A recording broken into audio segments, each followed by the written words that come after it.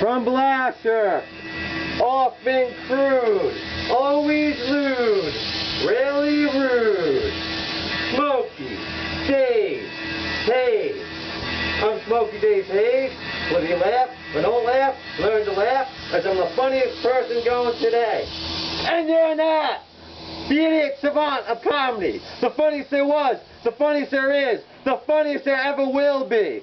Blazing lit dank light. Bad days are yearly. Hey yo, talk for the show. Let's get lit. It's Blaze Bit 24. Dank off Bong. DOB. Like day of birth. Merciful Fate concert. One of my favorite shows was going to the small club to see it, Birch Hill nightclub, with Pete in Jersey. This was the 9 tour. I went to the Roxy for the Time tour prior birthday. Pete starts wavering and shit.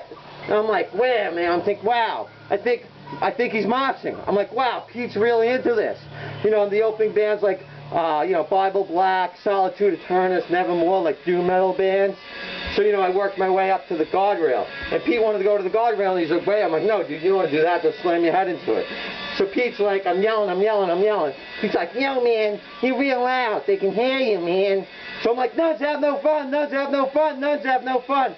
And King Diamond's like, yes, yes, we know, nuns have no fun. He was going to do it, but the guitar player, he didn't want to do it, so he does, you know, it's like, oh, let's do Satan's Fall instead. At one point, I make eye contact with him, and he comes over to me, and he grabs my hand, and he does like an old-style bow and shit, so it's pretty funny. So it's like, at one point, they throw, you know, at the end of the show, they throw the pick, and they throw the drumstick. I jumped up, I reached my hand up, I grabbed it, I turned around like this, and 2 other people had their hands on it. And I'm thinking to myself, like, hey man, you know, there's only 2 of them. I'll drop them pretty fast if I have to.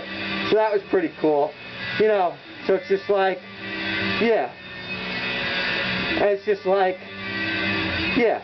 Speaking of beat drumsticks, when Joe went to Boston Market, he smeared shit all over the bathroom. He threw shit like a monkey. He's smearing on the walls. He's smearing on the toilets, everywhere. And his kid, Dave Saul, they wanted him to clean it. It's like, you know what? I don't need beat Boston Market. I don't need this shit.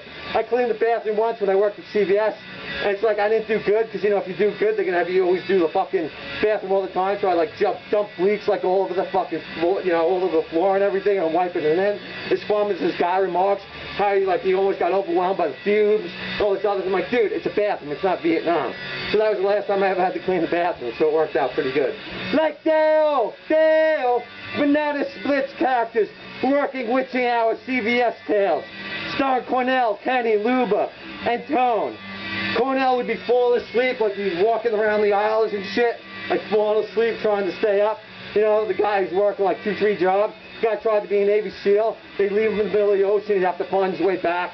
He's telling me like all this shit. This other weird guy, the CVS manager, Kenny, he said I wouldn't have to work for like the rest of this, you know, the rest of the shift if I could score a touchdown. So I like run, and like I tried to do a fucking thing, and my fucking, you know, my feet trip out on the rug when I tried to make a cut, or I tried to do like a spin move. So I grabs my leg, he's like the small guy, I could have just fucking stomped on him. And I was also worried because I didn't want to run into the fridge because it was like the glass. So Luba was an older Russian woman who Kenny or another manager insulted to the point her husband came to work to kick their fucking asses. So it's like Tone was like this 6'6", you know, so they actually came. I heard like they were chasing them around the store and everything, and they were running, so it's pretty funny.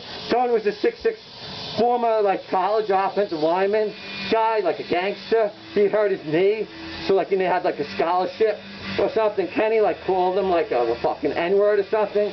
So I heard he went after him and he was chasing him around the store. So I was like the last to have a seat of them. I'd be the one to like train all the new hires and stuff. And it's like, yeah, so I'd like train all the new hires. So there's one guy, he was talking about HP and stuff. We're fucking in the basement. We're playing like wiffle ball in the fucking basement of the store while we were doing like inventory or whatever it was.